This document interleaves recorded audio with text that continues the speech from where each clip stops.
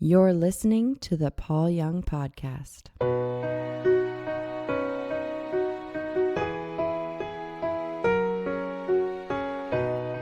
Hi, everybody, and welcome to the Paul Young Podcast. Today, what I would like to do is talk about some people's struggles with their faith or with how they see God, or, a lot of times it comes from our own history. Like in this first note that I got, I would love to know how to heal my father wound, to see God as accessible and interested in me, not just a distant king. That's a great little note. Then I'm going to read you an email that Bradley got, and his response and insights, I think, will be very helpful for the question about healing a father wound. With regard to that, I think that a lot of times we're trying to do something that is not the next step. It's not so much about healing the father wound. If you're having a struggle with that, let it go and begin to look at the things which are working, the things which are right. Don't worry about trying to heal your father wound and so that God is more accessible. Look for places that God is accessible. Bradley and I were at an intensive and had this incredible experience where, and I won't go into detail because I want to get to Bradley's email, I had this incredible encounter with a young woman who was very perturbed about the God that she could not trust. I mean, it played out right in front of us over the course of about an hour, in which she would talk about this God that she could not trust. And then she would physically look into a different area of the room. And finally, we asked what that was about. And she's saying, she has this desire that is drawn to Mother Spirit or Mother God. And we asked her to talk about that. And so she did. What it turned out was that her betrayal by men had been so powerful that she just couldn't cross that boundary for herself without feeling betrayed and abused again. And how God had appeared to her was in a very feminine form, very much like a significant woman in her life. Finally, I think it was Bradley that said, I think you should become an atheist. And it's like, what? He says, no, seriously. You should begin to be an atheist with regard to the God that you don't trust. And instead, turn to and relate directly to the God that you do. And it just gave her permission. So again, it wasn't about trying to heal her wound with regard to the masculine metaphor and imagery of God that has been so propounded by Christianity in so many ways. But that wasn't working for her at all. But this was working for her. So I think that with regard to that little email that I got is that don't start there. If you're struggling with viewing God that way, then just put it aside. In the shack, I kind of did that. In the shack, there was this situation where Mac has been so betrayed by his father, so betrayed by other masculine forms, that the way that God breaks through for him is not to show up as a male figure to whom he must, bow down, give obeisance, worship, whatever. But not at all. But a joyful, fully engaged, fully present woman who wants to be called Papa. And you can see the crossover there. And so to use that mixed metaphor was very helpful. And you find metaphors like that throughout the scripture.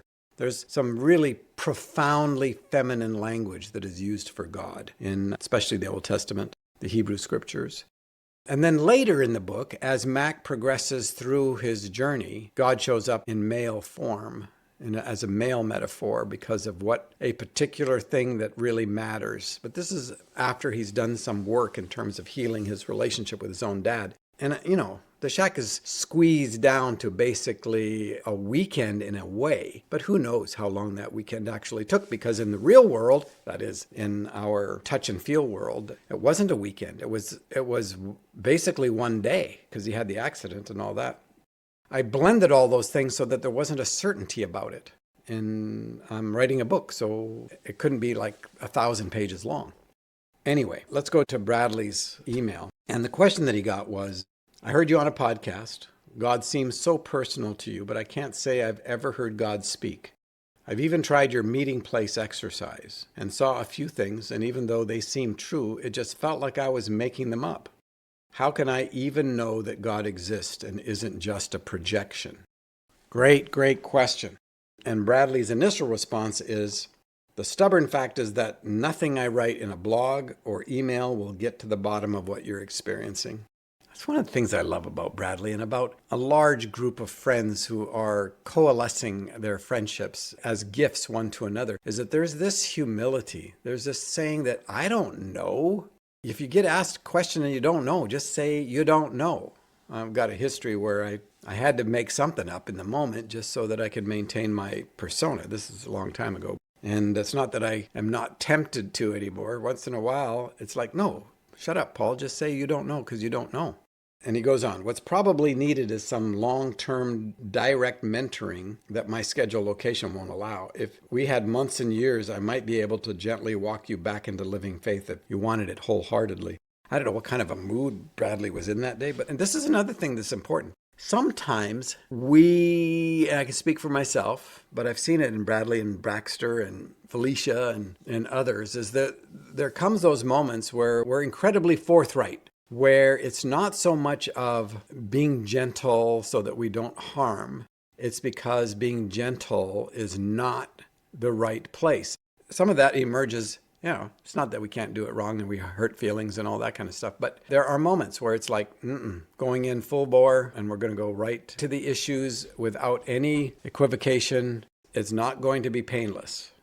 I remember when I was at a major university in Nashville, put it that way, and I was speaking at their chapel. I don't know whether I'd had enough sleep the night before or what, but chapel services, you have the marginal kids that sit around the outside because you have to show up for X amount of chapels in your school year. And they're not that interested. And that's totally good as far as I'm concerned. So I'm asked to speak there. And I listen to their opening music and all that kind of stuff. And the more I'm sitting there, the more agitated I become. And sometimes my agitation is personally and not good. It's self-centered. It's who knows what's pissing me off at a given moment. But in this case, I just was agitated. And when it came time for me to speak, and I did it kindly. I wasn't mean about it, but I said, I got two questions for you. One is, I thought you guys had a music department, and they do, a very big one and fairly well known. I said, I thought you had a music department. Why are we singing these old songs instead of singing and learning your songs? That was my first question. Second question, I said, why don't we put up that last song we were singing? Just put it up on, because they had an overhead and all that stuff, graphics, and you could see the words. And I said, just put the words up there. And I said, this song has a pretty good melody. So that's good. But, melodies can sometimes hide things that are not good. And I said, read that first line. We read the first line. I said, that's a complete lie. And here we are singing a song in which the first line's a complete lie. Read the next line. Another complete lie. And it was right. It was the right way to address this at that day and that moment. And I knew because when I walked out, the kids at the back, the marginalized kids, they were weeping. They were crying. And I don't know what the whole story is there and why, but some of those kids, maybe they've just heard a lot of BS for a lot of years. Maybe they're there and they don't want to be there. Maybe, who knows what their prayers of their hearts are. I don't know. It was just boldness in that moment. And I don't do that. And it's not that I'm not bold, but there's always a carefulness. People might not think so, but it's really true, that there is a consideration and a care for those who are there. I don't want to cause harm. That's the last thing. So here, Bradley is in a bold mood. He says, short of that, I can offer you what may sound like platitudes, but I can at least honor your sincere inquiry by not BSing you. The following are the doors I'd test without trying to force them open.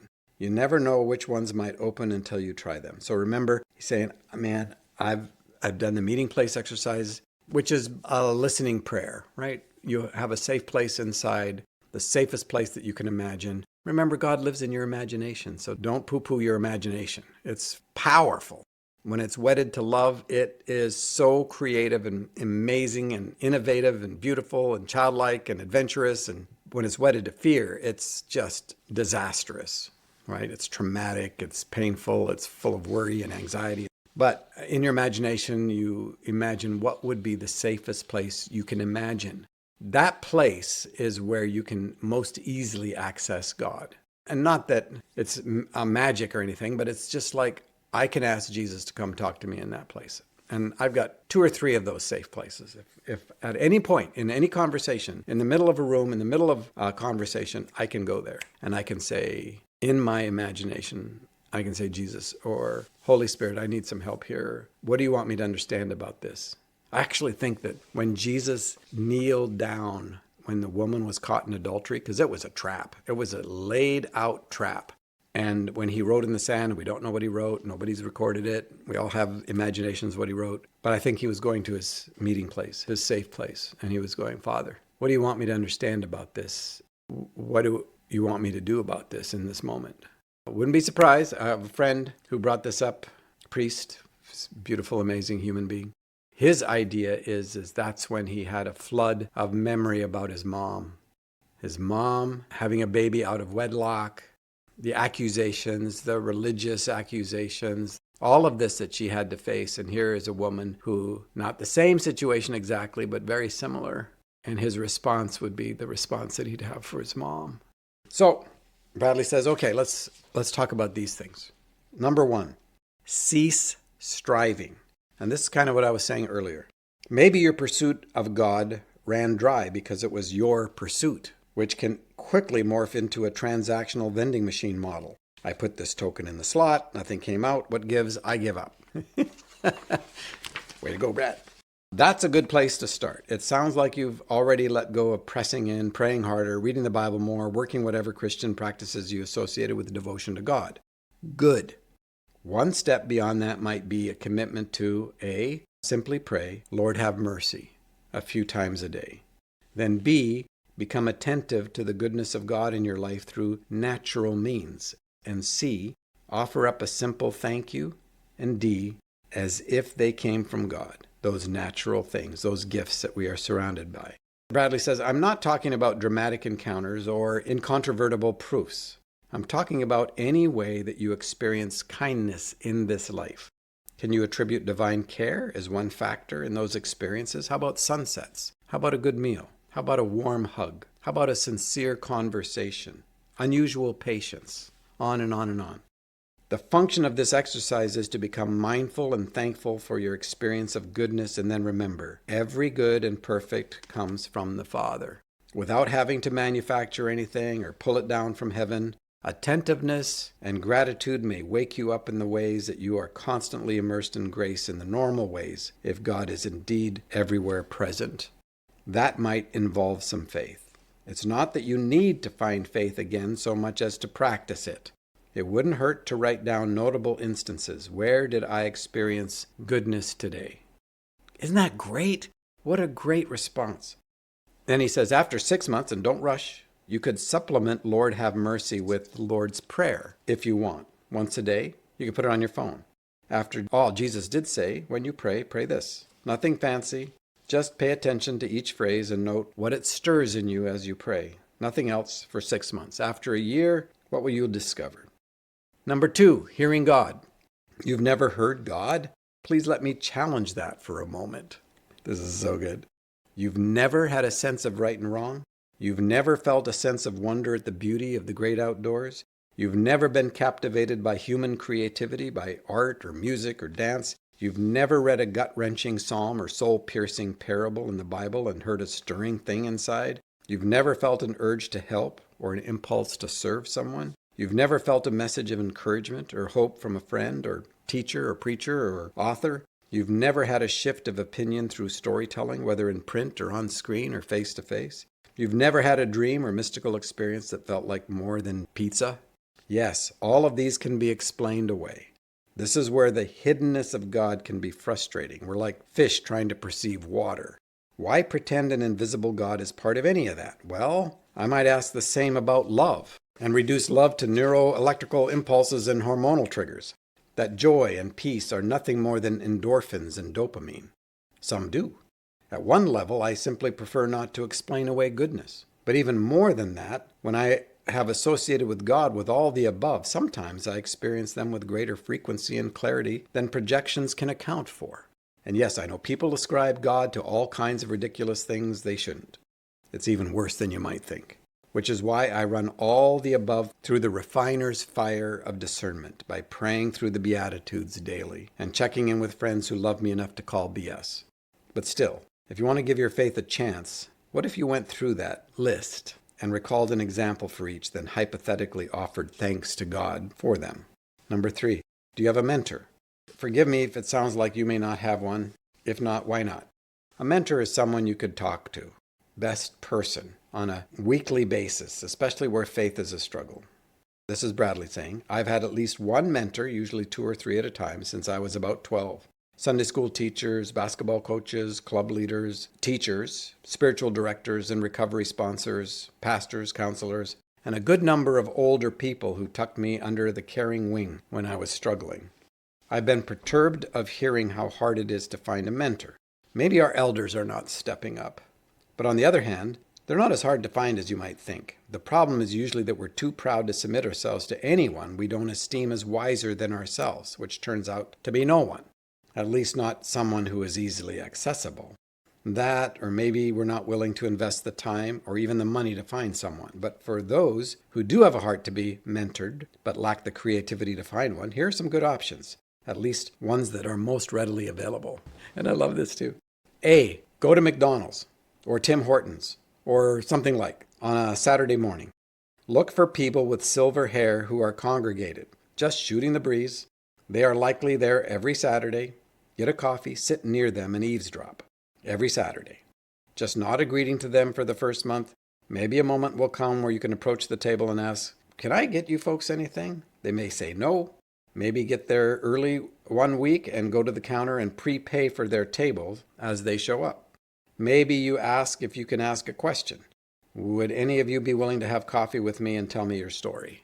Somebody will say yes. B, if stalking seniors isn't your thing, you can simply hire a spiritual director. Be ready to pay them $100 per session once a month and stick with it for a year. Like I said, I've had one since 2008. C, what if you find a local church that's sufficiently quiet where you can't work up spiritual enthusiasm with a dopamine experience? Hopefully you'll find some old, quiet, peaceful people, and even better if there's a tea time after. Attend once a month, see who greets you. Again, notice the silver hair, or the baldness, I got to say. Don't go off unwelcoming vibes. Don't dive into ministries.